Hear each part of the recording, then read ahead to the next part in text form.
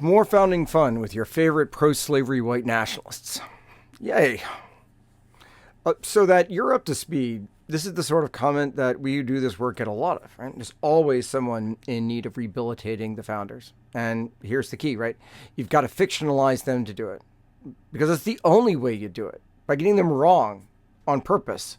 Almost every word here is wrong. The whole original set of comment goes, Benjamin Franklin, John Adams, Alexander Hamilton didn't rely on slaves. Okay, Franklin had 2 slaves for some years. This is the rest of the comment. But not in his last decade or so when he had turned fiercely anti-slavery. These 3 fathers were not born on third base. Not by a long shot. Just saying. Just saying. Right. So let's casually launder the reputations of men who built their world on the backs of enslaved people and then deeply invested in white supremacy. Why? To cling to some, comforting fiction about America's founding? That does what for you? Helps you feel better about yourself when you look in the mirror? When you go into a voting booth? You know, maybe it wouldn't be quite so offensive if almost every single word in that set of comments wasn't wrong.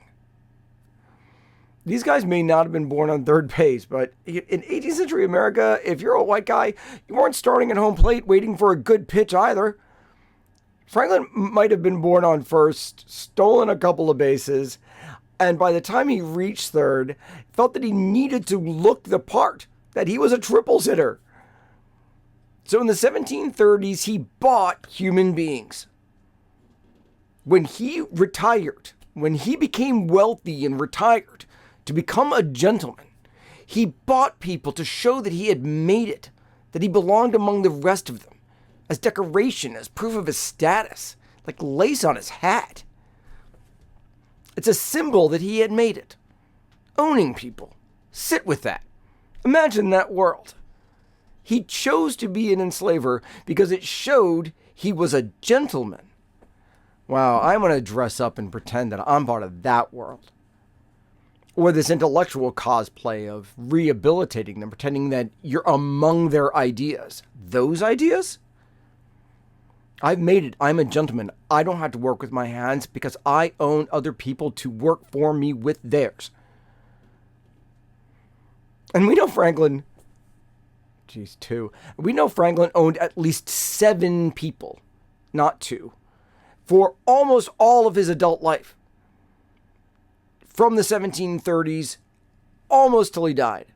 According to the folks who have done the best work on this, people like David Waldstreicher and other scholars who studied his papers closely, there's no firm evidence he either voluntarily freed them or that they just sort of magically vanish around the time of Pennsylvania's manumission law took effect after Franklin gets back from Paris. So Franklin didn't stop enslaving people because he suddenly saw the light fiercely anti-slavery. He probably stopped because the Pennsylvania law made him. And let's get back to the fierce anti-slavery position for a decade. Well, if your decade is maybe 11 months, what are you talking about? Franklin sent Anthony Benezet's abolitionist pamphlets to others, to like the governors of other states in the 1780s, sure. But he rarely put his own name on the line. He asked for those kind of things to not be made public. Forget about the pieces he wrote under pseudonyms to achieve totally different purposes, mainly political purposes. His one formal act, one in a long life, was the petition to the first federal Congress. One, and even then, that was the Quakers who drafted and drove it as part of this society. Franklin signed it in his final year after Washington told him it wasn't going to go anywhere. And years after the Constitutional Convention in Philadelphia, where he said nothing about slavery. Nothing. What he did write under his own name were essays celebrating slavery's efficiency. He was absolutely pro-slavery. He argued that slavery made much more economic sense than the English model of paid labor. Enslaved people, according to Franklin, were a one-time investment. You didn't have to pay them at all, and you never had to pay any money except for the first time. And better yet, they can't leave. They can't take the skills they learn under you and then market them to somebody else or earn it for themselves by law. There are some drawbacks, though, according to Franklin. Black people, by nature, are thieves. And they're also lazy, so keep white kids away from them because it'll make them lazy too. Those were not his secret thoughts, printed in some sort of journal or a letter to a friend. They were published, and he signed his name to them. He also praised the beauty of white skin and warned that it was being polluted by darker races. He openly speculated about a purely Anglo-American future. It's the wonderful color of Anglo-Saxon skin.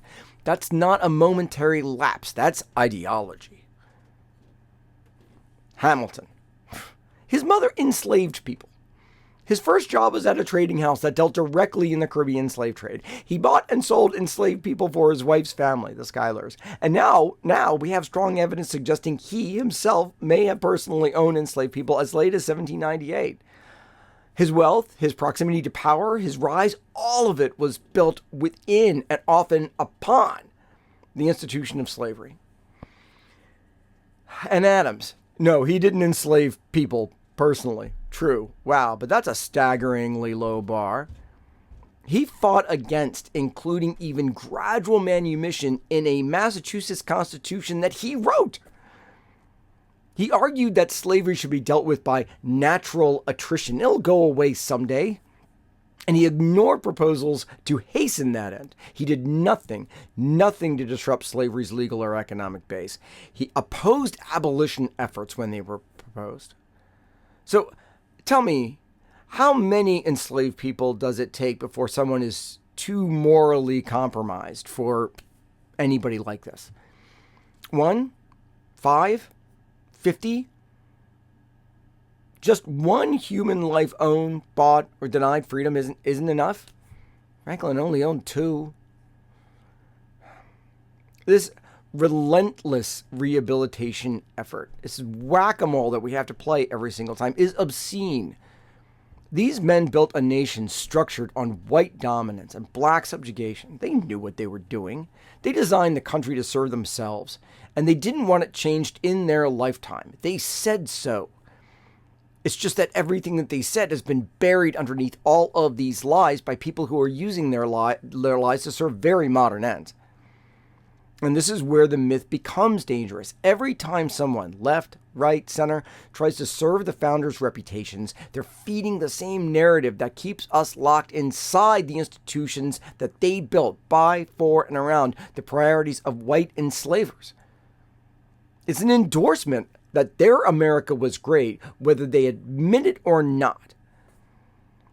So why can't we replace the Constitution? Why can't we even talk about it? Why can't we fundamentally reshape the Supreme Court, the Senate, the presidency? Because we're told constantly that these systems are sacred, that the Electoral College, the people who created them, are just too brilliant to be surpassed. Do you think anyone today could do better? Yeah, absolutely. But we're not even allowed to try. These myths aren't harmless. They are originalism even of themselves. They cultivate a belief that the system can fix itself, that we just need to work a little harder inside the lines created by the sainted founders. And if you're on the left and you say this stuff, you're just serving the priorities of this regime. That's exactly what it wants. A pacified public that's funneling all resistance efforts into a symbolic protest or polite opposition. Opposition with permission. But protest and opposition are containment zones. What's needed is active resistance. Myths like these are enforced through patriotic education, through reviewing the Smithsonian in order to sanitize its exhibits, through an entire culture of reverence that dares not name its gods as false. They're not just historical mistakes. They're tools of control. They justify a system that still privileges the few at the expense of the many. They enshrine injustice, and they call it tradition. So, no, just saying is how the big lies survive. And just kind of quiet, casual comments that reinforce the whole foundation when that's the foundation that we need to work on breaking. Man, just saying.